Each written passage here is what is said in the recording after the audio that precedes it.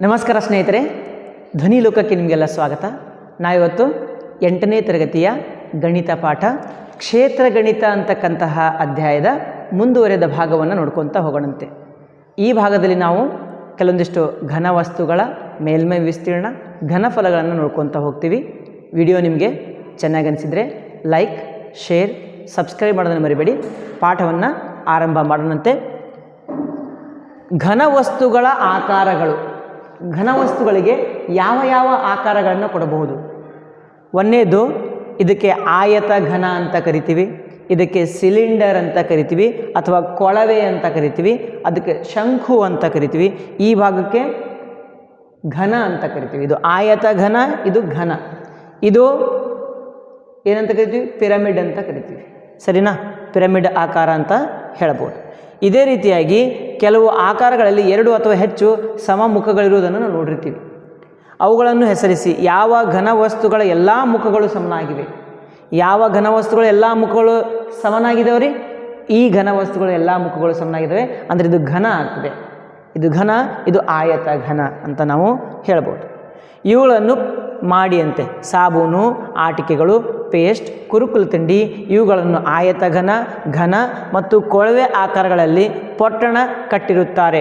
ಅಂತಹ ಪೊಟ್ಟಣಗಳನ್ನು ಸಂಗ್ರಹಿಸಿ ಅಂತ ಹೇಳ್ತಾರೆ. ಈಗ ಬೆಂಕಿ ಪೊಟ್ಟಣ ಅಂತ ಬರ್ತದೆ. ಬೆಂಕಿ ಪೊಟ್ಟಣದ ಆಕಾರ ಏನಿರ್ತದೆ?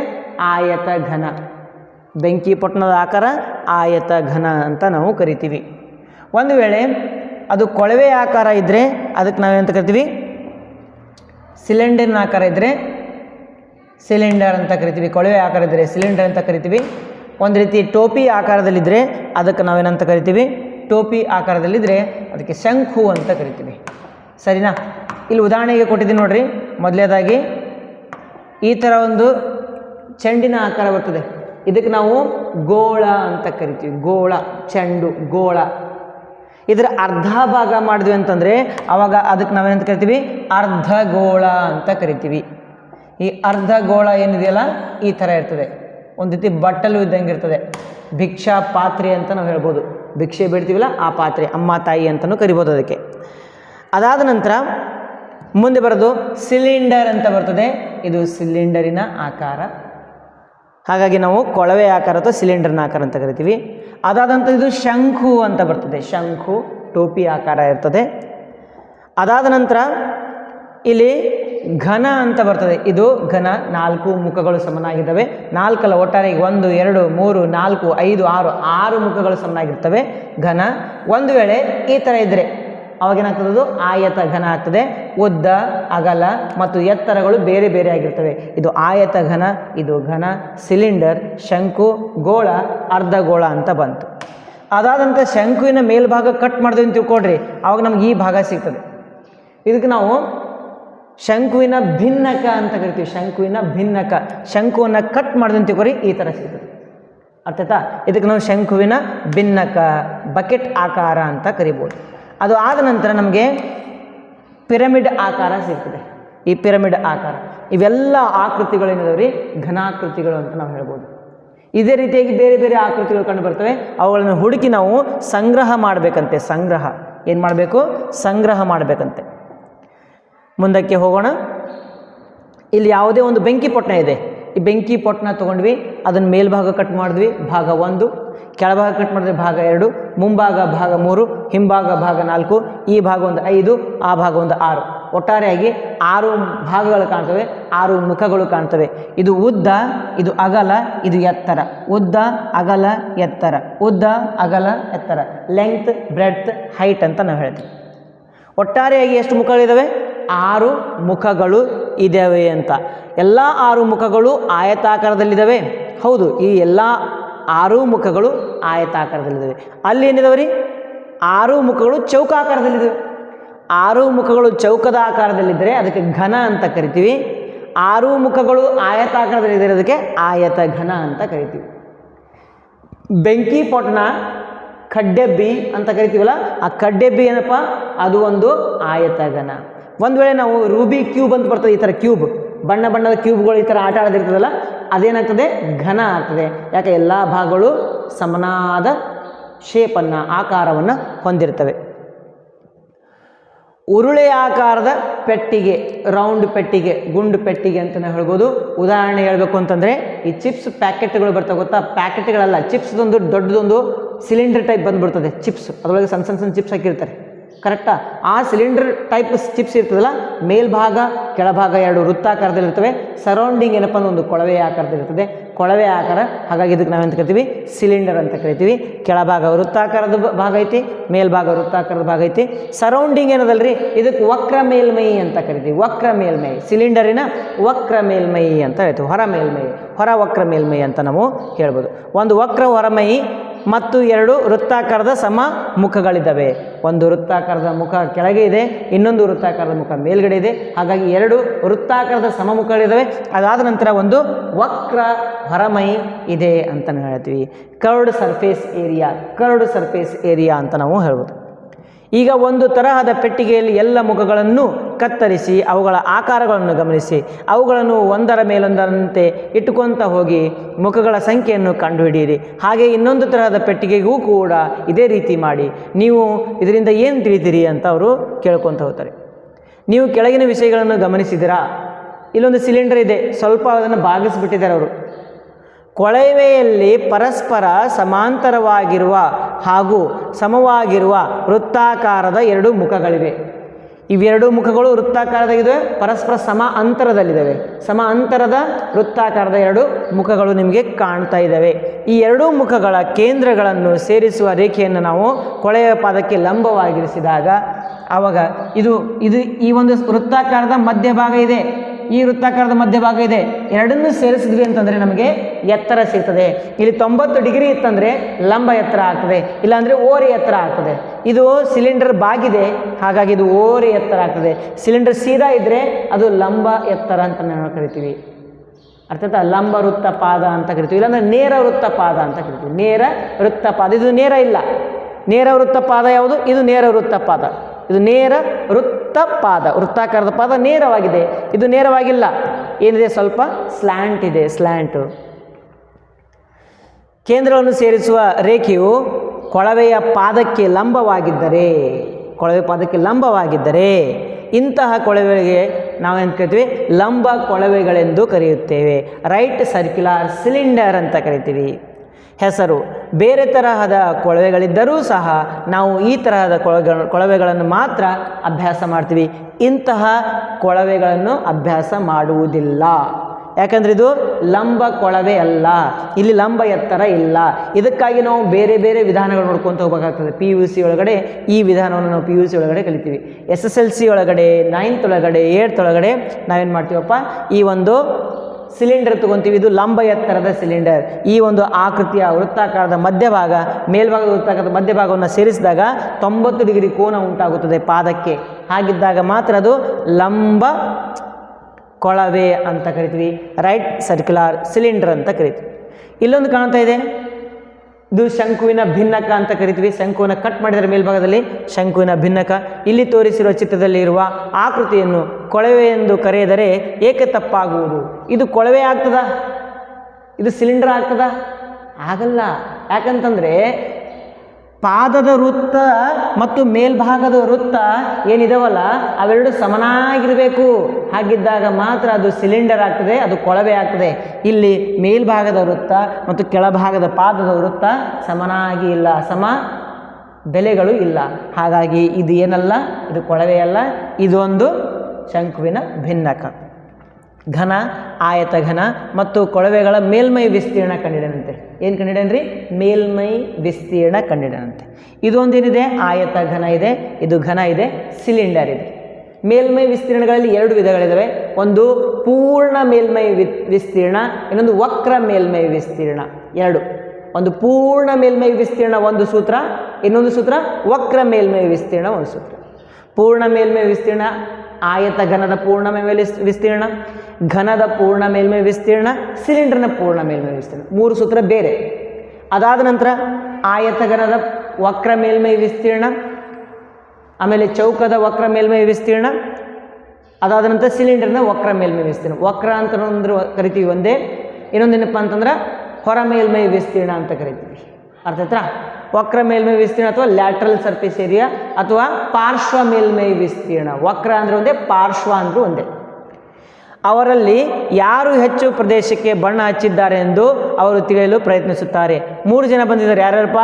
ಇಮ್ರಾನ್, ಮೋನಿಕಾ, ಜಸ್ಪಾಲ್ ಅಂತ. ಏಕೆ ಇಮ್ರಾನ್ ಇದಕ್ಕೆ ಬಣ್ಣ ಹಚ್ತಾನ, ಮೋನಿಕಾ ಇದಕ್ಕೆ ಬಣ್ಣ ಹಚ್ತಾಳ, ಆಮೇಲೆ ಜಸ್ಪಾಲ್ ಅದಕ್ಕೆ ಬಣ್ಣ ಹಚ್ತಾನೆ. ಅಂದರೆ ಎಷ್ಟು ಜಾಸ್ತಿ ಬಣ್ಣ ಯಾರು ಹಚ್ಚಿದ್ರು? ಇವ್ರು ಜಾಸ್ತಿ ಹಚ್ಚಿದ್ರು ಬಣ್ಣ, ಇವ್ರು ಹಚ್ಚಿದ್ರು ಅಂತ ಕಂಡುಹಿಡಬೇಕು ಅಂತಂದ್ರೆ ನಾವೇನು ಕಂಡುಹಿಡಬೇಕು? ಮೇಲ್ಮೈ ವಿಸ್ತೀರ್ಣಗಳನ್ನು ಕಂಡುಹಿಡಬೇಕಾಗ್ತದೆ.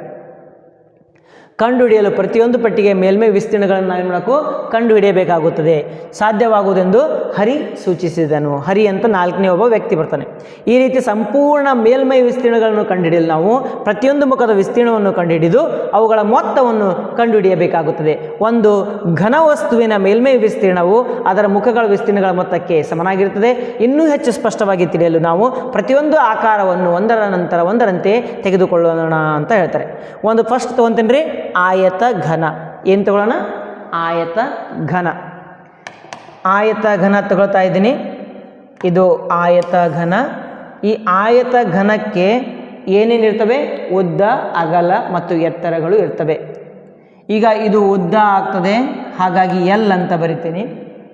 ಇದು ಅಗಲ ಆಗ್ತದೆ, ಹಾಗಾಗಿ ಬಿ ಅಂತ ಬರಿತೀನಿ. ಬಿ ಅಂತಂದರೆ ಅಗಲ, ಬಿ ಅಂತಂದರೆ ಬ್ರೆಡ್ತ್ ಅಂದರೆ ಅಗಲ, ಎಲ್ ಅಂದರೆ ಉದ್ದ ಅಂದರೆ length.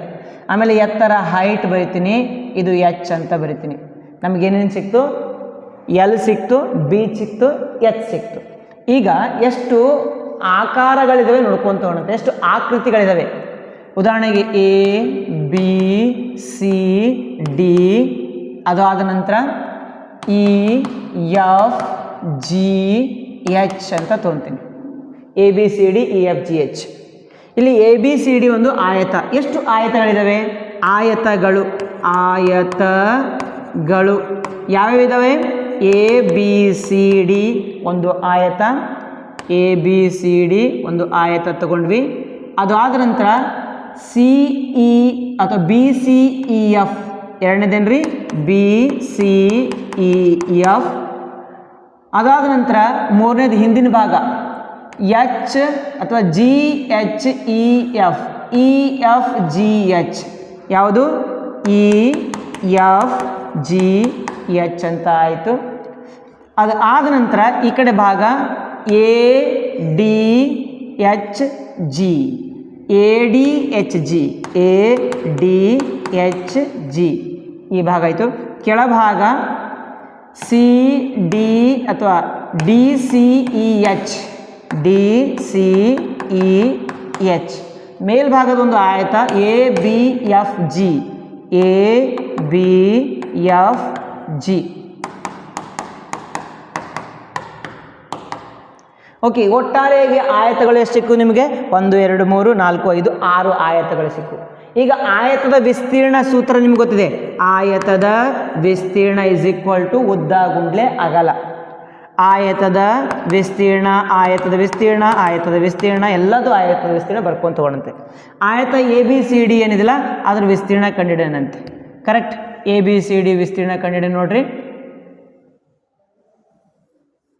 A B C D ಎಲ್ಲಿದೆ ಹುಡುಕೊಂಡು ತಗೋಣ. ಇದು ಎಲ್ ಇದೆ, ಇದು ಬಿ ಇದೆ, ಇದು ಎಚ್ ಇದೆ. ಎ ಬಿ ಸಿ ಡಿ ಎಲ್ಲಿದೆ ನೋಡ್ರಿ.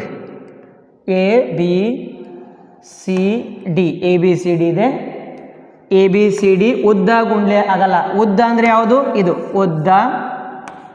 ಗುಂಡ್ಲೆ ಅಗಲ ಅಂತಂದರೆ ಇದು ಎಚ್. ತಿಳಿತಾ? ಉದ್ದ ಗುಂಡ್ಲೆ ಅಗಲ, ಇದು ಉದ್ದ, ಇದು ಅಗಲ. Next B C E F, B C E F ಒಳಗಡೆ ಉದ್ದ ಅಂದರೆ ಬಿ, ಗುಂಡ್ಲೆ ಅಗಲ ಅಂತಂದರೆ ಎತ್ತರ ಆಯಿತು. ನೆಕ್ಸ್ಟ್ ಅದಾದ ನಂತರ E F G H, E F G H ಒಳಗಡೆ ಇದು ಏನಾಗ್ಬಿಡ್ತದೆ? ಉದ್ದ. ಇದನ್ನು ಉದ್ದ, ಇದು ಎತ್ತರ. ಉದ್ದ ಗುಂಡ್ಲೆ ಎತ್ತರ ಸಿಕ್ತು. ಅದೊಂದು ಈ ಭಾಗಕ್ಕೆ ಹೋಗ್ತೀನಿ ನಾನು. ಇಲ್ಲೇನು ಸಿಗ್ತದೆ ನೋಡ್ರಿ ನಿಮ್ಗೆ. ಇಲ್ಲಿ A D H G, A D H G ಅಂತ ಸಿಗ್ತದೆ. ಎ ಡಿ ಉದ್ದ ಎಷ್ಟದೆ? ಇದು ಬ್ರೆಡ್ತ್ ಆಗ್ಬಿಡ್ತದೆ. ಉದ್ದ ಬ್ರೆಡ್ತ್ ಆಯಿತು. ಅಗಲ ಅಂದರೆ ಎಚ್ ಆಗ್ಬಿಡ್ತದೆ, ಎತ್ತರ ಆಗ್ಬಿಡ್ತು. ಅದು ಆದ ನಂತರ ಮೇಲ್ಭಾಗ ನೋಡ್ರಿ. ಈ ಮೇಲ್ಭಾಗಕ್ಕೆ ನಾನು ಹೋಗ್ತೀನಿ. ಮೇಲ್ಭಾಗ ಯಾವುದಿದೆ? A D C E H ಇದೆ ಇಲ್ಲಿ ಕೆಳಭಾಗ, ಡಿ ಸಿ ಇ ಎಚ್ ಇದೆ ಕೆಳಭಾಗದಲ್ಲಿ ಉದ್ದ ಗುಂಡ್ಲೆ breadth L into B, L into B length into breadth ಆಗಿಬಿಡ್ತದೆ. ನೆಕ್ಸ್ಟ್ ಮೇಲ್ಭಾಗದಲ್ಲೂ ಕೂಡ ಲೆಂತ್ ಇಂಟು ಬ್ರೆಡ್ತ್ ಉದ್ದ ಗುಂಡ್ಲೆ ಅಗಲ, ಲೆಂತ್ ಇಂಟು ಬ್ರೆಡ್ತ್ ಉದ್ದ ಗುಂಡ್ಲೆ ಅಗಲ ಅಂತ ಆಯಿತು. ಇವೆಲ್ಲವನ್ನು ಕೂಡಿಸ್ಬೇಕು ನಾವು. ಒಟ್ಟು ಮೇಲ್ಮೈ ವಿಸ್ತೀರ್ಣ ಬೇಕಲ್ಲ, ಪೂರ್ಣ ಮೇಲ್ಮೈ ವಿಸ್ತೀರ್ಣ, ಆಯತ ಘನದ ಪೂರ್ಣ ಮೇಲ್ಮೈ ವಿಸ್ತೀರ್ಣ ಇಸ್ ಈಕ್ವಲ್ ಟು ಇವೆಲ್ಲ ವಿಸ್ತೀರ್ಣ ಕೂಡಿಸ್ರಿ, L into B L into H plus B into H plus L into H ಯಾಕಾಯ್ತು ಎರಡು ಸಲ ಐತಲ್ಲ ಇದು ಎಲ್ ಇಂಟು ಎಚ್ ಇರ್ಲಕ್ಕ ಎಲ್ ಇಂಟು ಎಚ್ ಪ್ಲಸ್ ಮತ್ತೇನಪ್ಪ B into H plus L into B plus L into B. Correct. ಇಲ್ಲಿ L ಎಚ್ಗಳು ಎಷ್ಟಿದೆ ನೋಡ್ರಿ, L H 1, L H 2, 2 L H plus B H 1, B H 2, 2 B H plus L B 1, L B 1, 2 L B. ಇಲ್ಲಿ 2 2 2 ಅದು 2 common ತೆಗಿತೀನಿ. 2 common ತೆಗೆದಾಗ bracket ಒಳಗೆ ಏನು ಬಂತ್ರಿ, ಫಸ್ಟ್ ಎಲ್ ಬಿ ಅಂತ ಬರಿತೀನಿ, ಆಮೇಲೆ ಬಿ ಎಚ್ ಅಂತ ಬರ್ತೀನಿ, ಆಮೇಲೆ ಎಲ್ ಎಚ್ ಅಥವಾ ಎಚ್ ಎಲ್ ಅಂತ ಹೇಳ್ಬೋದು. 2 in bracket L B plus B H plus H L or L H. ಏನಿದು ಆಯತಘನದ ಪೂರ್ಣ ಮೇಲ್ಮೈ ವಿಸ್ತೀರ್ಣ ಅಂತ ಆಗ್ತದೆ. ಸರ್ ಇದೊಂದು ಮನೆ ಅಂತ ತಿಳಿದುಕೊಳ್ಳೋಣ. ಈ ಮನೆ ಭಾಗಕ್ಕೆ ನಾನು ಮೇಲ್ಭಾಗದಲ್ಲಿ ಬಣ್ಣ ಹಚ್ಚುವುದಿಲ್ಲ, ಕೆಳಭಾಗದಲ್ಲಿ ಬಣ್ಣ ಹಚ್ಚುವುದಿಲ್ಲ. ಅವಾಗೇನಾಗುತ್ತೆ ರೀ ಸರ್, ಅವಾಗ ಈ ಒಂದು ಪೂರ್ಣ 4 ಭಾಗದಷ್ಟೇ ಕೂಡಿಸ್ಬೇಕಾಗ್ತದೆ. ಅದಕ್ಕೆ ನಾವು ವಕ್ರ ಮೇಲ್ಮೈ ವಿಸ್ತೀರ್ಣ ಅಂತ ಕರಿತೀವಿ. ಆಯತ ಘನದ ವಕ್ರ ಮೇಲ್ಮೈ ವಿಸ್ತೀರ್ಣ ಇಸ್ ಈಕ್ವಲ್ ಟು ಯಾವ್ಯಾವ ಇದಾವೆ, ಮೇಲ್ಭಾಗ ಇದೆ ಯಾವುದ್ಯಾವುದು, 1 ಭಾಗ 2 ಭಾಗ, ಹಿಂದಿನ 3 ಭಾಗ, ಈ ಕಡೆ ಬಾಜು 4 ಭಾಗ. ಮೊದಲಿನ 4 ಬರ್ಕೋಬೇಕು ನೀವು. ಮೊದಲಿನ 4 ಏನೇನಿದೆ, L H plus B H plus L H plus B H ಅಂತ ಇದೆ. L H B H, L H B H. ಎಷ್ಟು ಎಲ್ ಎಚ್ ಅದು, 2 ಎಲ್ ಎಚ್ ಅದು ಪ್ಲಸ್ 2 ಬಿ ಎಚ್ ಅದು. ಓಕೆ, ಆಮೇಲೆ ಇಲ್ಲಿ ಎಚ್ ಕಾಮನ್ ಇದೆ, 2 ಕಾಮನ್ ಇದೆ, 2 H in bracket L plus B, 2 H in bracket L plus B. ಇದು ವಕ್ರ ಮೇಲ್ಮೈ ವಿಸ್ತೀರ್ಣ. ಮೇಲಿಂದ ಓಪನ್, ಕೆಳಗಿಂದ ಓಪನ್. ಸರ್ ಇಲ್ರಿ ಸರ್ ಮೇಗಿಂದ ಓಪನ್ ಇಲ್ರಿ, ಮೇಗಿಂದ ಕ್ಲೋಸ್ ಅದ್ರಿ, ಮೇಲ್ಗೂಡ ಕೂಡ ನಾನು ಬಣ್ಣ ಹಚ್ಚಬೇಕು, ಕೆಳಗೆ ಒಂದೇ ಹಚ್ಚಬಾರ್ದು ಅಂತಂದಾಗ ಅವಾಗ ಏನು ಮಾಡ್ತೀವಿ ಸೂತ್ರ, ಅವಾಗ ಸೂತ್ರ ನೋಡ್ರಿ, ಮೇಲ್ಭಾಗದ ಪೂರ್ಣ ಮೇಲ್ಭಾಗದ ಅಷ್ಟೇ ಕೂಡಿಸಿದ್ದೀವಿ, 4 ಭಾಗ ಕೂಡಿಸಿದ್ವಿ, ಕೆಳಗಿನ ಭಾಗ ಇಲ್ಲ ಬಣ್ಣ ಹಚ್ಚಲ್ಲ, ಕೆಳಗಿನ ಭಾಗಕ್ಕೆ ಇದಕ್ಕೆ ಕಾಲಿನ ಭಾಗ ಬಣ್ಣ ಹಚ್ಚಂಗಿಲ್ಲ ಅಂತಂದ್ರೆ ಅವಾಗ ಏನು ಮಾಡಬೇಕು, ಈ ಒಂದು ಏನಿದೆ ದಿಸ್ ಇಸ್ ಈಕ್ವಲ್ ಇಲ್ಲ ಅಂದ್ರೆ ಇದನ್ನು ತೊಗೋತೀನಿ ನಾನು, 2 in bracket L B plus B H plus H L. ಮೊದಲು ಎಲ್ಲಕ್ಕೂ ಬಣ್ಣ ಹಚ್ಚಮಂತ ತಗೊಳ್ಳೋಣ, ಆಮೇಲೆ ಕೆಳಗಿನಕ್ಕೆ ಅಷ್ಟೇ ಬಣ್ಣ ಹಚ್ಚಬಾರ್ದು, ಮೈನಸ್ ಯಾವುದಕ್ಕೆ ಬಣ್ಣ ಹಚ್ಚಬಾರ್ದು, L into B, L into ಬಿಗೆ ಬಣ್ಣ ಹಚ್ಚಬಾರ್ದು, ಮೈನಸ್ ಎಲ್ ಬಿ ಅಂತ ಬರ್ಬಿಡ್ರಿ ಸಾಕು. ಇದೊಂದು ಸೂತ್ರ ಆಗ್ಬಿಡ್ತದೆ. 3 ಸೂತ್ರ ಅದು, ಪೂರ್ಣ ಮೇಲ್ಮೈ 1, ಪಾರ್ಶ್ವ ಮೇಲ್ಮೈ 2, ಮೂರನೇದೇನಪ್ಪ ಅಂತಂದ್ರೆ ಮೇಲ್ಭಾಗ ಮುಚ್ಚಿದೆ ಅಂತಂದರೆ ಇದು ಮೈನಸ್ ಎಲ್ ಬಿ, ಕೆಳಭಾಗ ಮುಚ್ಚಿದೆ ಅಂತಂದ್ರೆ ಮೈನಸ್ ಎಲ್ ಬಿನೇ ಆಗ್ತದೆ. ಅರ್ಥ ಆಯ್ತಾ? ಈ ಥರ ನಾವು ಈ ಒಂದು ಆಯತ ಘನದ ಬಗ್ಗೆ ತಿಳ್ಕೊಳ್ಬೋದು. ಮುಂದಕ್ಕೆ ಹೋಗೋಣ. ಆಯತ ಘನ ಆದ ನಂತರ ಬರೋದು ಇಲ್ಲಿ ನೋಡ್ರಿ, ಲೆಕ್ಕ ಮಾಡ್ಕೊತ ಹೋಗಿದ್ದೀವಿ. ಇಲ್ಲಿದೆ ನೋಡ್ರಿ ಸೂತ್ರ, 2 in bracket L B plus B H plus H L ಅಂತ ಹೇಳಿ ಈ ಸೂತ್ರ ನೆನ್ಪಿಟ್ಕೊಳ್ಬೇಕು. ಈ ಲೆಕ್ಕ ಕೊಟ್ಟಿದ್ದಾರೆ, ಲೆಕ್ಕ ನೀವು ಮಾಡ್ಕೊತ ಹೋಗೋಣಂತ. ಆಮೇಲೆ ಆಯತಘನದ ಮೇಲ್ಮುಖ ಮತ್ತು ಕೆಳಮುಖಗಳನ್ನು ಬಿಟ್ಟು ಉಳಿದ ಪಾರ್ಶ್ವಮುಖಗಳ ಸೂತ್ರಪ್ಪ ಇಲ್ಲಿ ಹೇಳಿದ್ವಿ ಆಲ್ರೆಡಿ. ಮೇಲ್ಮುಖ ಬಿಡ್ಬೇಕಂತ ಕೆಳಮುಖ ಬಿಡ್ಬೇಕಂತ ಸೂತ್ರ, 2 H in bracket L plus B ಹೇಳಿದ್ನಲ್ಲ. ಇದನ್ನು ಮಾಡಿ ನಿಮ್ಮ ಶಿಕ್ಷಕರು ಬಳಸುವ ಆಯತ ಘನಾಕೃತಿಯಲ್ಲಿರುವ ಡಸ್ಟರನ್ನು ತೆಗೆದುಕೊಳ್ಳಿ. ಒಂದು ಕೆಂಪು ಕಾಗದವನ್ನು ತೆಗೆದುಕೊಳ್ಳಿರಿ. ಆದ್ದರಿಂದ ಏನು ಮಾಡಬೇಕಂತ ಡಸ್ಟರನ್ನು ಸ್ವಲ್ಪವೂ ಹೆಚ್ಚು ಕಡಿಮೆ ಆಗದಂತೆ ಸರಿಯಾಗಿ ಸುತ್ತಿ. ಈಗ ಆ ಕಾಗದ ತೆಗೆದು ಅದರ ವಿಸ್ತೀರ್ಣ ಕಂಡುಹಿಡಿಯಿರಿ. ಇದು ಡಸ್ಟರ್ನ ಪಾರ್ಶ್ವ ಮೇಲ್ಮೈ ವಿಸ್ತೀರ್ಣಕ್ಕೆ ಸಮವಾಗುತ್ತದೆಯೇ ಅಂತ ಚೆಕ್ ಮಾಡಬೇಕಂತೆ. 4 ಭಾಗವನ್ನು ಸೇರಿದ್ರೆ ಪಾರ್ಶ್ವ, 6 ಭಾಗ ಸೇರಿದ್ರೆ ಪೂರ್ಣ. ನಿಮ್ಮ ತರಗತಿಯ ಕೋಣೆಯ ಉದ್ದ ಅಗಲ ಮತ್ತು ಎತ್ತರಗಳನ್ನು ಅಳೆಯಿರಿ, ಅದರ ವಿಸ್ತೀರ್ಣವನ್ನು ಕಂಡುಹಿಡಿಯಿರಿ. ಕಿಟಕಿದು ಅದೇ ರೀತಿ ವಿಸ್ತೀರ್ಣ ಕಂಡುಹಿಡಿಯಿರಿ. ಕೋಣೆಯ ಪಾರ್ಶ್ವ ಮೇಲ್ಮೈ ವಿಸ್ತೀರ್ಣ, ಬಣ್ಣ ಬಳಿಯಲು ಬೇಕಾದಂಥ ವಿಸ್ತೀರ್ಣ, ಅವೆಲ್ಲವನ್ನು ನಾವು ಕಂಡುಹಿಡ್ಕೊತ ಹೋಗಬೇಕಾಗ್ತದಂತೆ. ಆಯತಘನದ ಪೂರ್ಣ ಮೇಲ್ಮೈ ವಿಸ್ತೀರ್ಣ ಇಸ್ ಈಕ್ವಲ್ ಟು ಅದರ ಪಾರ್ಶ್ವ ಮೇಲ್ಮೈ ವಿಸ್ತೀರ್ಣ ಪ್ಲಸ್ 2 ತಳ ವಿಸ್ತೀರ್ಣ, ಕೆಳಭಾಗ ಮೇಲ್ಭಾಗದ 2 ವಿಸ್ತೀರ್ಣಗಳು. ಸರಿ, ಇದು ಕರೆಕ್ಟ್ ಇದೆ, ಏನು ತೊಂದರೆ ಇಲ್ಲ. ಅದಾದ ನಂತರ ಬರೋದು ಚೌಕ ಘನ. ಏನು ಬರ್ತದೆ ರೀ? ಚೌಕ ಘನ. ಚೌಕ ಘನ ಏನಿದೆಯಲ್ಲ ಅದರದ್ದು ಪೂರ್ಣ ಮೇಲ್ಮೈ ವಿಸ್ತೀರ್ಣ ಮತ್ತು ಪಾರ್ಶ್ವ ಮೇಲ್ಮೈ ವಿಸ್ತೀರ್ಣಗಳನ್ನು ನೋಡ್ಕೊಂತ ಹೋಗೋಣಂತೆ. ಚೌಕ ಘನದ ಬಗ್ಗೆ ತಗೊಂಡಾಗ ಇದೊಂದು ಚೌಕ ಆಗ್ತದೆ. ಚೌಕ ಅಂತಂದಾಗ ಅರ್ಥ ಏನು, ಇಲ್ಲಿ ಒಂದು ಚೌಕಕ್ಕೆ ಇದು ಎ ಎ ಎ ಎ ಎಲ್ಲ ಬಾಹುಗಳು ಸಮನಾಗಿರ್ತವೆ. ಎ ಎ ಎ ಇಲ್ಲೊಂದು ಎ ಇಲ್ಲೊಂದು ಎ ಇಲ್ಲೊಂದು ಎ ಎ ಎ ಎಷ್ಟು ಎಗಳದು, ಇಲ್ಲಿ ಮೇಲ್ಗಡೆನೇ 4 ಎಗಳಿವೆ. 1 2 3 4 ಮೇಲ್ಗಡೆ ಇವೆ, ಪಕ್ಕದಲ್ಲಿ 4 ಎ, ಆಮೇಲೆ ಮುಂಭಾಗದಲ್ಲಿ ಒಂದು 4 ಎ, ಕೆಳಭಾಗದಲ್ಲಿ ಒಂದು 4 ಎಗಳು ಸಿಗ್ತವೆ ನಿಮಗೆ. ಇಲ್ಲಿ ಎಷ್ಟು ಮುಖಗಳಿವೆ? 6 ಮುಖಗಳಿವೆ. ಅಂದರೆ ಪೂರ್ಣ ಮೇಲ್ಮೈ ವಿಸ್ತೀರ್ಣ, ಪೂರ್ಣ ಮೇಲ್ಮೈ ವಿಸ್ತೀರ್ಣ ಯಾವುದರದ್ದು? ಚೌಕದ ಪೂರ್ಣ ಮೇಲ್, ಆಯತ ಅಥವಾ ಚೌಕ ಅನ್ನೋಕ್ಕಿಂತ ಇಲ್ಲಿ ಘನ ಅಂತ ಅನ್ಬೋದು. ಘನದ ಪೂರ್ಣ ಮೇಲ್ಮೈ ವಿಸ್ತೀರ್ಣ ಇಸ್ ಈಕ್ವಲ್ ಟು, ಇದು ಒಂದೇ ಭಾಗ ನೋಡ್ರಿ, ಇದು ಚೌಕನ. ಇಂಥವು ಎಷ್ಟು ಚೌಕಗಳಿದ್ದಾವೆ? 6 ಚೌಕಗಳಿದ್ದಾವೆ. 6 ಗುಂಡ್ಲೆ ಚೌಕದ ವಿಸ್ತೀರ್ಣ ಅಂತ ನಾವು ಹಾಕ್ಬಿಡ್ಬೋದು. 6 ಗುಂಡ್ಲೆ ಚೌಕದ ವಿಸ್ತೀರ್ಣ ಏನ್ರಿ? A into A square. ಎಷ್ಟು ಬಂತು ಉತ್ತರ? 6a² ಅಂತ ಬಂತು. 1 ಚೌಕ, 2 ಚೌಕ, 3 ಚೌಕ, ಎಷ್ಟು ಚೌಕಗಳಿದ್ದಾವೆ? 6 ಚೌಕಗಳಿದ್ದಾವೆ. ಒಂದು ವೇಳೆ ಸರ್ ನಾನು 4 ಚೌಕ ಬೇಕಂದ್ರೆ 4a², ಅದು ಪಾರ್ಶ್ವ ಮೇಲ್ಮೈ ವಿಸ್ತೀರ್ಣ. ಪಾರ್ಶ್ವ ಮೇಲ್ಮೈ ಅಥವಾ ವಕ್ರ ಮೇಲ್ಮೈ ಅಂತಂದಾಗ, ಪಾರ್ಶ್ವ ಮೇಲ್ಮೈ ವಕ್ರ ಮೇಲ್ಮೈ ಅಂದಾಗ ಸೂತ್ರ ಏನ್ರಿ? 4a². ಇಲ್ರಿ ಸರ್ ಮೇಲಿಂದು ಕ್ಲೋಸ್ ಇದೆ ಕೆಳಗಿಂದು ಓಪನ್ ಇದೆ ಅಂತಂದರೆ ಅವಾಗ 5a² ಅಂತ ಬರ್ತದೆ ಉತ್ತರ. ಅರ್ಥ ಆಯ್ತಾ? ಈ ರೀತಿಯಾಗಿ ನಾವು ಮೇಲ್ಮೈ ವಿಸ್ತೀರ್ಣಗಳನ್ನು ಘನಕ್ಕೆ ಕೊಟ್ಟಾಗ ಕಂಡುಹಿಡಿಬಹುದು. ಇದು ಘನದ ಸೂತ್ರಗಳು ಇಲ್ಲಿ ನಿಮಗೆ ಕಾಣ್ತಾ ಹೋಗ್ತವೆ. ಇಲ್ಲಿ ಸೂತ್ರ ಕೊಟ್ಟಿರ್ತಾರೆ, ಸೂತ್ರ ಇಲ್ಲಿ ಮೇಲ್ಗಡೆ ಕೊಟ್ಟಿರ್ಬೋದು ಅಂತ ಅನಿಸುತ್ತೆ. ಓಕೆ, ಸೂತ್ರ ಇದೆ. ಅದಾದ ನಂತರ ಸೂತ್ರದಲ್ಲಿ ಬೆಲೆಗಳನ್ನ ಹಾಕ್ಕೊತ ಹೋಗ್ಬೇಕಾಗ್ತದೆ. ಬೆಲೆಗಳ ಹಾಕ್ಕೊತ ಹೋದಾಗ ನಮಗೆ ಸೂತ್ರ ಸಿಗ್ತದೆ. ಅದಾದ ನಂತರ ಬರೋದು ಕೊಳವೆ, ಸಿಲಿಂಡರ್ ಅಂತ ನಾವು ಹೇಳ್ಬೋದು. ಸಿಲಿಂಡರ್ ನೋಡ್ರಿ, ನಾವು ಗಮನಿಸಿರುವ ಕೊಳವೆಗಳೆಲ್ಲ ನೇರ ವೃತ್ತಪಾದದ ಕೊಳವೆಗಳಾಗಿರುತ್ತವೆ. ನೇರ ವೃತ್ತಪಾದ, ಸ್ಲ್ಯಾಂಟ್ ಇಲ್ಲ, ಓರೆಯಾಗಿ ಇಲ್ಲ. ಉದಾಹರಣೆಗೆ ಒಂದು ದುಂಡು ಟಿನ್, ದುಂಡು ಸ್ತಂಭ, ಟ್ಯೂಬ್ ಲೈಟ್, ನೀರಿನ ಕೊಳವೆಗಳನ್ನು ತೆಗೆದುಕೊಂಡಾಗ ಅವು ನಿಮಗೆ ಸ್ಟ್ರೇಟಾಗಿ ಕಾಣ್ತವೆ. ಕೊಳವೆ ಆಕಾರದ ಒಂದು ಡಬ್ಬಿ ಅಥವಾ ಪೆಟ್ಟಿಗೆಯನ್ನು ತೆಗೆದುಕೊಳ್ಳಿ. ಒಂದು ನಕ್ಷಾ ಕಾಗದದ ಮೇಲೆ ಡಬ್ಬಿಯ ತಳದ ಗುರುತು ಮಾಡಿ ಅದನ್ನು ಕತ್ತರಿಸಿ. ಈಗ ಡಬ್ಬಿಯ ಎತ್ತರ ಎಷ್ಟು, ಅಗಲದ ಇನ್ನೊಂದು ನಕ್ಷಾ ಕಾಗದವನ್ನು ತೆಗೆದುಕೊಳ್ಳಿ. ಇದನ್ನು ಡಬ್ಬಿಯ ಸುತ್ತಲೂ ಹೆಚ್ಚು ಕಡಿಮೆ ಆಗುವಂತೆ ಸರಿಯಾಗಿ ಆಗದಂತೆ ಸುತ್ತಿ ಹೆಚ್ಚಿರುವ ಕಾಗದ ಭಾಗವನ್ನು ಕತ್ತರಿಸಿ ತೆಗೆದುಹಾಕಿ. ಈ ರೀತಿ ಕತ್ತರಿಸಿದ ನಕ್ಷಾ ಕಾಗದ ತುಂಡುಗಳನ್ನು ಒಟ್ಟಿಗೆ ನಾವು ಸೇರಿಸ್ಕೊತ ಹೋದಾಗ ನಮಗೆ ಈ ಥರ ಸಿಗ್ತದೆ. ಓಕೆನಾ? ಮೊದಲೇದು ಈ ಕೆಳಭಾಗದ ಒಂದು ವೃತ್ತದ ವಿಸ್ತೀರ್ಣ, ಮೇಲ್ಭಾಗದ ಒಂದು ವೃತ್ತದ ವಿಸ್ತೀರ್ಣ. ಇದನ್ನು ಹಿಂಗೆ ಬಿಡಿಸ್ತೀವಿ. ಬಿಡಿಸಿದಾಗ ನಮಗೇನು ಸಿಗ್ತದೆ? ಒಂದು ಆಯತ ಸಿಕ್ಬಿಡ್ತದೆ. ಆಯತ ಅರ್ಥ ಆಯ್ತಾ? ಆಯತ ಸಿಕ್ಕಿದಾಗ ನಮಗೇನು ಸಿಗ್ತದೆ? 2πr × h ಅಂತ ಸೂತ್ರ ನಾವು ಮಾಡ್ತೀವಿ.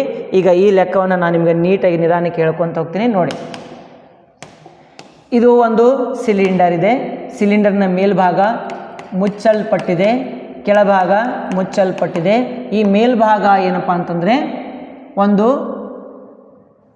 ಸರ್ಕಲ್ ಅಥವಾ ವೃತ್ತದ ವಿಸ್ತೀರ್ಣ. ಸೂತ್ರ ಏನು? ವೃತ್ತದ ವಿಸ್ತೀರ್ಣ πr². ಇದು ವೃತ್ತದ ವಿಸ್ತೀರ್ಣ ಸೂತ್ರ ಏನು? πr². ಅರ್ಥ ಆಯ್ತಾ? ಓಕೆ, 2πr² ಸಿಕ್ಕು ನಿಮಗೆ. ಈ ಮೇಲ್ಭಾಗ ಏನಿದೆಯಲ್ಲ ಸಂಪೂರ್ಣವಾಗಿ ನಾನು ಹಿಂಗೆ ಸುತ್ಕೊಂತ ಹೋಗ್ತೀನಿ ತಿಳ್ಕೊಂಬಿಡ್ರಿ. ಏನೋ ಒಂದು ಸುತ್ಕೊಂತ ಹೋದೆ, ಒಂದು ಪೇಪರ್ ಸುತ್ತದೆ.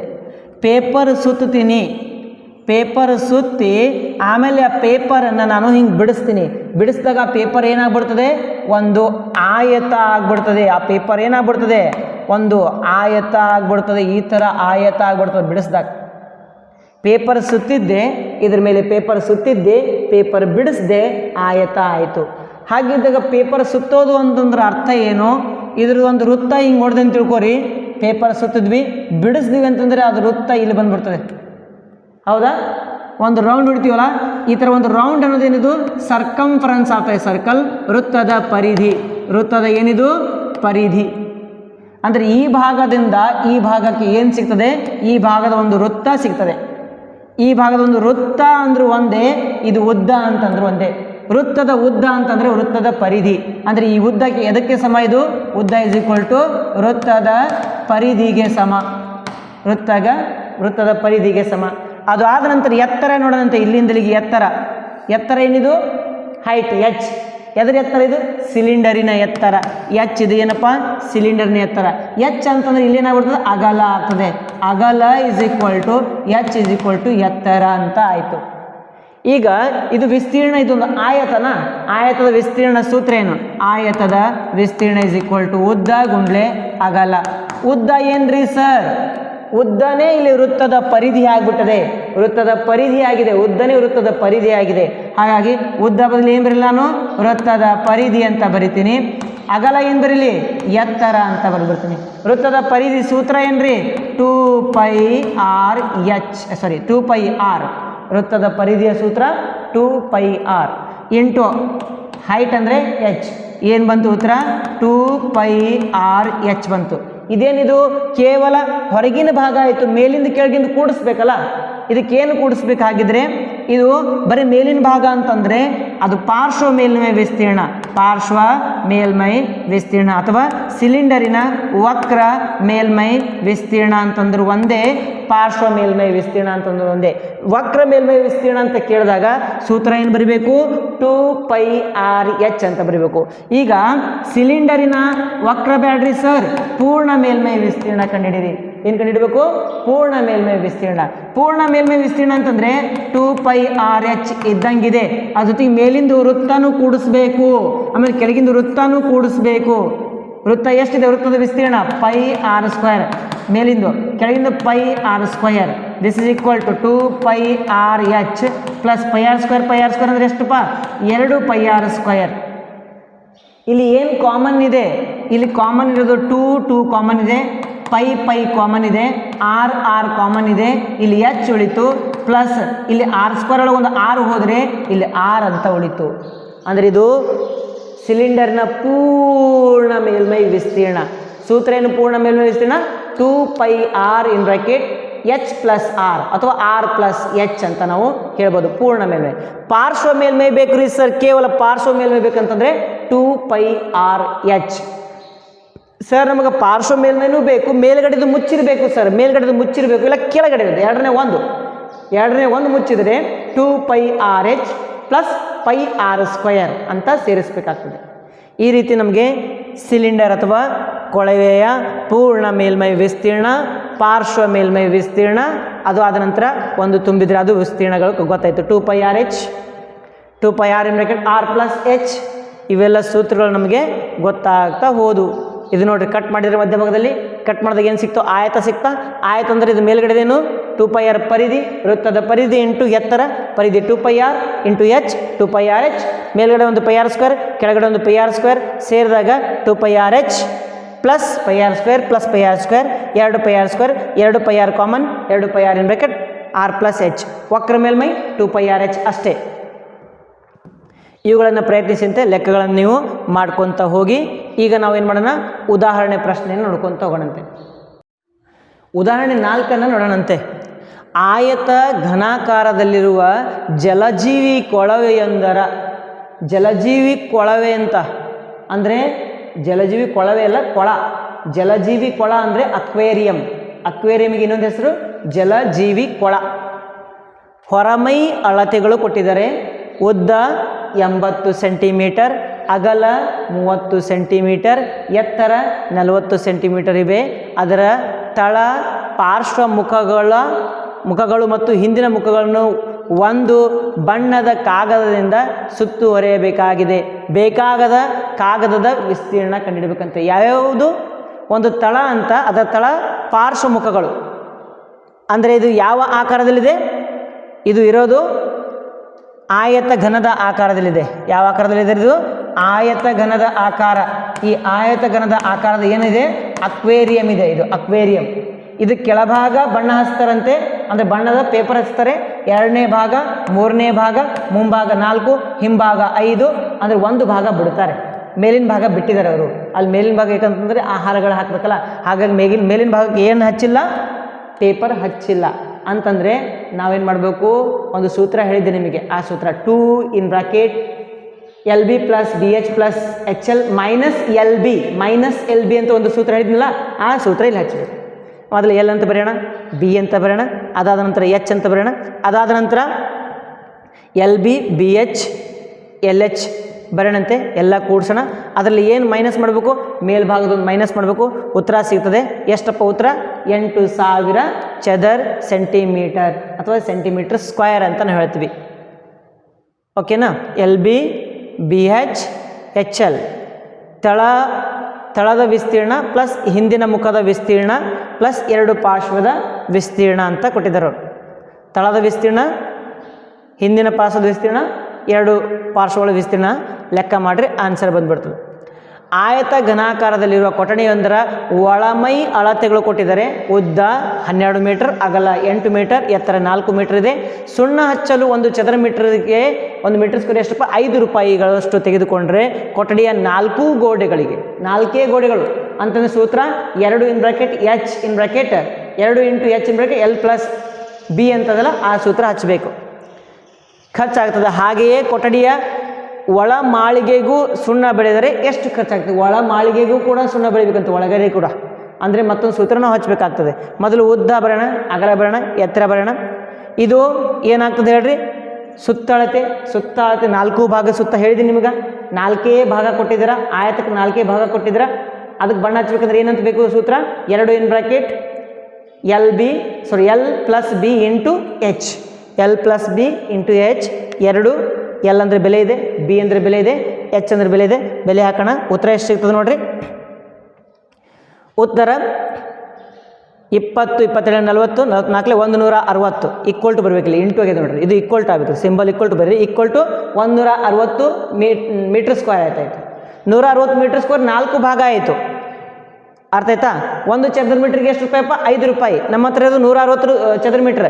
160 ಚದರ ಮೀಟ್ರಿಗೆ 5 ಗುಂಡ್ಲೆ 160 ಅಂತಂದರೆ 16 80 800 ರೂಪಾಯಿ ಖರ್ಚಾಗ್ಬಿಡ್ತದೆ. 4 ಭಾಗಕ್ಕೆ ಎಷ್ಟು ರೂಪಾಯಿ? 800 ರೂಪಾಯಿ ಖರ್ಚಾಗ್ತದೆ. ಈಗ ಮೇಲ್ಛಾವಣಿ ಅಂತ ಹೇಳಿದರೆ, ಮೇಲ್ಛಾವಣಿ ಉದ್ದ ಇಂಟು ಅಗಲ. ಉದ್ದ 12 ಇಂಟು ಅಗಲ 8. ಅರ್ಥ ಆಯ್ತಾ? 12 × 96 ಮೀಟರ್ ಸ್ಕ್ವೇರ್. ಅಂದು 1 ಮೀಟರ್ ಸ್ಕ್ವೇರ್ ಎಷ್ಟಿದೆ? 5 ರೂಪಾಯಿ ಇದೆ. 96 ಮೀಟರ್ ಸ್ಕ್ವೇರ್ಗೆ ಗುಣಾಕಾರ ಮಾಡಿದ್ರೆ 480. 2 ಕೂಡಿಸಿ ಎಷ್ಟಾಗ್ತದೆ? ಇಲ್ಲಿ 800 ಪ್ಲಸ್ ಇದು 480 ಕೂಡಿಸಿದಾಗ 1280 ರೂಪಾಯಿ ಖರ್ಚಾಗ್ತದೆ ಅಂತ ನಾವು ಹೇಳ್ಬೋದು. ಇದೇ ರೀತಿಯಾಗಿ ಒಂದು ಕಟ್ಟಡದಲ್ಲಿ 24 ಕೊಳವೆ ಆಕಾರದ ಸ್ತಂಭಗಳಿವೆ. ಎಷ್ಟು ಆಕಾರದ ಸ್ತಂಭಗಳು? 24 ಸ್ತಂಭಗಳು. ಕೊಳವೆ ಆಕಾರ ಅಂದರೆ ಸಿಲಿಂಡರ್. ಮೇಲ್ಭಾಗದಷ್ಟೇ ವಕ್ರ ಮೇಲ್ಮೈ ಅಷ್ಟೇ ಕಂಡಿಡ್ಬೇಕು ನಾವೀಗ. ಮೇಲ್ಭಾಗ ಕೆಳಗ ಮೇಲ್ಗಡೆ ವೃತ್ತ ಇರ್ತಲ್ಲ, ಅದು ಬಿಡಬೇಕು. ಬರೀ ವಕ್ರ ಮೇಲ್ಮೈ ಅಷ್ಟೇ ಕಂಡಿಡಬೇಕಾಗ್ತದೆ. ಪ್ರತಿ ಸ್ತಂಭದ ತ್ರಿಜ್ಯ ಕೊಟ್ಟಿದ್ದಾರೆ. ತ್ರಿಜ್ಯ R = 28 ಸೆಂಟಿಮೀಟರ್. ಎತ್ತರ H = 4 ಮೀಟರ್ ಇದೆ. ಇದು ಸೆಂಟಿಮೀಟರ್ ಮೀಟ್ರು. ಇದು ಮೀಟ್ರಿಗೆ ನೋಟ್ ಮಾಡಬೇಕು. /100 ಮಾಡಬೇಕು. 0.28 ಆಗ್ತದೆ. 0.28 ಆಗ್ತದೆ. /100 ಮಾಡಿದಾಗ ಮೀಟ್ರ್ ಆಯ್ತು. ಇದು ಮೀಟ್ರ್ ಕೊಟ್ಟರೆ ಇದನ್ನು ಮೀಟ್ರ್ ಮಾಡಬೇಕು. ತಿಳಿತದ? ಇದು ಸೆಂಟಿಮೀಟ್ರ್ ಮಾಡಬಾರ್ದು. ದೊಡ್ಡದು ತೊಗೋಬೇಕು ಯಾವಾಗಲೂ. ದೊಡ್ಡದು ಮೀಟ್ರ್ ಇದೆಯಲ್ಲ, ಇದನ್ನು ಮೀಟ್ರು. 0.28 ಮೀಟ್ರ್ ಆಗ್ಬಿಡ್ತದೆ. ಯಾಕೆ? ಸೆಂಟಿಮೀಟ್ರ್ ಮೀಟ್ರ್ ಮಾಡ್ಕೊಂಡು /100 ಮಾಡಬೇಕು. ಎಲ್ಲ ಸ್ತಂಭಗಳ ವಕ್ರ ಮೇಲ್ಮೈಗೆ ಬಣ್ಣ ಹಚ್ಚಬೇಕಾದ್ರೆ 1 ಮೀಟರ್ ಸ್ಕ್ವೇರ್ಗೆ ಎಷ್ಟು ರೂಪಾಯಿ ಅಂತ್ರಿ? 8 ರೂಪಾಯಿ ಅಂತೆ. ಎಷ್ಟು ಖರ್ಚಾಗ್ತದೆ ನೋಡ್ಕೊತ ಹೋಗಬೇಕು. ಒಟ್ಟಾರೆಗೆ ಒಂದು ಸ್ತಂಭದ ವಕ್ರ ಮೇಲ್ಮೈ ವಿಸ್ತೀರ್ಣ ಸೂತ್ರ ಬರೆಯಂತೆ 2πRh. 2ಗೆ 2 ಬರಿತೀನಿ. ಪೈ ಅಂತಂದರೆ 22/7 ಬರೆದ್ವಿ. ಆರ್ ಅಂತಂದರೆ 0.28 ಇತ್ತು, ಅದು /100 ಮಾಡಿ 0.28 ಬಂತು. 28 ಸೆಂಟಿಮೀಟರ್ ಇದೆ, 0.28 ಬಂತು ತ್ರಿಜ್ಯ. ಇದು ಆರ್ ಬರೆದ್ವಿ. ಎಚ್ ಅಂತಂದರೆ 4 ಇದೆ. ಈಗ ನಾವೇನು ಮಾಡೋಣ? ಗುಣಾಕಾರ ಮಾಡ್ಕೊತ ಹೋಗೋಣಂತೆ. 22 × 44, 44 4 176, 176 ಗುಂಡ್ಲೆ 28 ಅಂತ 7 1 7 4 ಹೋಗ್ಬಿಡ್ತದೆ. ಇಲ್ಲಿ ಗುಣಾಕಾರ ಮಾಡಿದ್ರೆ ಆನ್ಸರ್ ಏನು ಬರ್ತದೆ? 7.04 ಚದರ ಮೀಟರ್ ಬಂತು, ಮೀಟರ್ ಸ್ಕ್ವೇರ್ ಬಂತು. ಆದರೆ ಎಷ್ಟು ಕೊಳೆಗಳಿದೆ ಅಂತವು? 24 ಕೊಳೆಗಳಿವೆ. ಬರಿಬೇಕು ನೀವು. 24 ಸ್ತಂಭಗಳ ವಕ್ರ ಮೇಲ್ಮೈ ವಿಸ್ತೀರ್ಣ ಅಂತ ಬರೆದು ಇದಕ್ಕೆ 24ರಲ್ಲಿ ಇಂಟು ಮಾಡಬೇಕು. ಉತ್ತರ ಬರ್ತದೆ ಎಷ್ಟು? 168.96 ಮೀಟರ್ ಸ್ಕ್ವೇರ್ ಅಂತ ಬರ್ತದೆ. ಚದರ ಮೀಟರ್ ಅಂತ ಬಂದುಬಿಡ್ತದೆ. ನಮಗೆ 1 ಚದರ ಮೀಟ್ರಿಗೆ ಎಷ್ಟು ರೂಪಾಯಿ ಖರ್ಚಿದೆ? 8 ರೂಪಾಯಿ ಖರ್ಚಿದೆ. ಹಾಗಿದ್ರೆ ಇಷ್ಟು ಚದರ ಮೀಟ್ರಿಗೆ ಎಷ್ಟು ರೂಪಾಯಿ ಖರ್ಚಾಗ್ತದೆ? ಅದರಲ್ಲೇ ಗುಣಾಕಾರ ಮಾಡಿದಂತೆ 8ರ ನಂತರ ಗುಣಾಕಾರ ಮಾಡಿದ ಎಷ್ಟು ಬಂತ ಆನ್ಸರ್? 1351 ರೂಪಾಯಿ 68 ಪೈಸೆ ಹಣ ಖರ್ಚಾಗ್ತದೆ ಕೇವಲ ಬಣ್ಣವನ್ನು ಬಳೆಯಲು. ಉದಾಹರಣೆ 7ನೇ ನೋಡೋಣಂತೆ. 7 ಸೆಂಟಿಮೀಟರ್ ತ್ರಿಜ್ಯ ಕೊಟ್ಟಿದ್ದಾರೆ, ರೇಡಿಯಸ್, ಮತ್ತು 968 ಚದರ ಮೀಟರ್ ಮೇಲ್ಮೈ ವಿಸ್ತೀರ್ಣ ಕೊಟ್ಟಿದ್ದಾರೆ. 2πRh ಕೊಟ್ಬಿಟ್ಟಿದ್ದಾರೆ. ಮೇಲ್ಮೈ ವಿಸ್ತೀರ್ಣ ಅಂದ್ರೆ ಅವರು ಮೇಲ್ಮೈ ವಿಸ್ತೀರ್ಣ ಅಂದರೆ 2πRh ಕೊಟ್ಬಿಟ್ಟಿದ್ದಾರೆ. ಹಾಗಿದ್ದರೆ ಎತ್ತರ ಕಂಡುಹಿಡಿಯಂತೆ. ಕೊಳವೆ ದತ್ತ ಬೆರಳಿನಂತೆ ಎಚ್ ಎತ್ತರ ಆಗಿರಲಿ, ತ್ರಿಜ್ಯ r = 7 ಸೆಂಟಿಮೀಟರ್. ಪೂರ್ಣ ಅಂದ್ರೆ ಏನವರು ಮತ್ತು 900 ಚದರ ಮೇಲ್ಮೈ ವಿಸ್ತೀರ್ಣ ಅಂದ್ರೆ ಮೇಲ್ಮೈ ವಿಸ್ತೀರ್ಣ ಅಂದರೆ ಪೂರ್ಣ ಮೇಲ್ಮೈ ಅಂತ ತೊಗೊತಿದ್ದಾರೆ ಅವರು. ನಾವು ಹಂಗೆ ತಗೊಳ್ಳೋಣ, ಪೂರ್ಣ ಮೇಲ್ಮೈ ವಿಸ್ತೀರ್ಣ ಅಂತಲೇ ತೊಗೊಳ್ಳೋಣಂತೆ. ಓಕೆ, ಇಲ್ಲಿ ಮೇಲ್ಮೈ ವಿಸ್ತೀರ್ಣ ಅಂತಂದರೆ ಪೂರ್ಣ ಮೇಲ್ಮೈ ವಿಸ್ತೀರ್ಣ ತಗೋಬೇಕಾಗ್ತದೆ. ಪೂರ್ಣ ಮೇಲ್ಮೈ ವಿಸ್ತೀರ್ಣ ಸೂತ್ರ ಏನ್ರಿ, 2πr r + h = 968. 2π ಅಂದರೆ 22/7. r ಅಂತಂದರೆ 7 ಕೊಟ್ಟಿದ್ದಾರೆ, 7 7 ಕ್ಯಾನ್ಸಲ್, 22 44, ಗುಣಾಕಾರ 44 ಆ ಕಡೆ ಕಳಿಸಿ, ಭಾಗಾಕಾರ 44 ಆಗ್ತದೆ. ಭಾಗಾಕಾರ ಮಾಡಿರಿ, ಆಮೇಲೆ ಉತ್ತರ ಬರ್ತದೆ. +7 ಆ ಕಡೆ ಕಳಿಸ್ತೀರಿ, -7 ಆಗ್ತದೆ. h = ಉತ್ತರ ಬಂದ್ಬಿಡ್ತದೆ ಎಷ್ಟಪ್ಪ, 15 ಸೆಂಟಿಮೀಟರ್. ಒಂದು ವೇಳೆ ಬರಲಿಲ್ಲ ಅಂತಂದರೆ ನೀವು ಮೆಸೇಜ್ ಕಳಿಸಿ, ಅದಕ್ಕೆ ಉತ್ತರನ ನಾವು ನೋಡ್ಕೊತ ಹೋಗೋಣಂತೆ. ಮುಂದಿನ ಭಾಗದಲ್ಲಿ ನಾವೇನು ಮಾಡೋಣ, ಅಭ್ಯಾಸ 9.2 ಸಂಪೂರ್ಣವಾಗಿ ಬಿಡಿಸ್ಕೊತ ಹೋಗೋಣಂತೆ. ಉದಾಹರಣೆ ಪ್ರಶ್ನೆಗಳನ್ನು ನೀವು ನೀಟಾಗಿ ಮಾಡಿಕೊಳ್ಳ್ರಿ. ಬರದೇ ಇದ್ದರೆ ಮತ್ತೆ ನಾವು ಅದಕ್ಕೆ ಉತ್ತರವನ್ನು ಹುಡ್ಕೊತ ಹೋಗೋಣಂತೆ. ವಿಡಿಯೋ ನೋಡಿದ್ದಕ್ಕಾಗಿ ಎಲ್ಲರಿಗೂ ಕೂಡ ಧನ್ಯವಾದಗಳು.